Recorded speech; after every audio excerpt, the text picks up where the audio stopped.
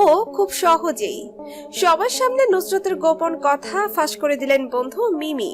হইচই রাজ্যে দুজনেই টলিপাড়ার জনপ্রিয় নায়িকা, তাদের ক্যারিয়ার গ্রাফটাও প্রায় একরকম। একই সঙ্গে রাজনীতির ময়দানে পা রেখেছিলেন, আবার একই সঙ্গে রাজনীতির আঙিনা থেকে সরে দাঁড়িয়েছেন মিমি চক্রবর্তী এবং নুসরাত জাহান। একে অপরের বাড়িতে যাওয়া আসা, গোপন কথা শেয়ার করা, এসব তো লেগেই থাকতো। একবার নুসরাতের জীবনের এমনই এক গোপন কথা সর্বসম্মুখে ফাঁস করেছিলেন মিমি। সহকর্মী হিসেবে প্রথম আলাপ হলেও অল্প সময়ের মধ্যেই ভীষণ মজবুত হয়ে ওঠে মিমি নুসরাতের সম্পর্ক। একে অপরকে বনুয়া বলেও সম্বোধন করেন তারা। একবার নিজেদের সেই সম্পর্কের সমীকরণ নিয়ে মুখ খুলেছিলেন দুজনে।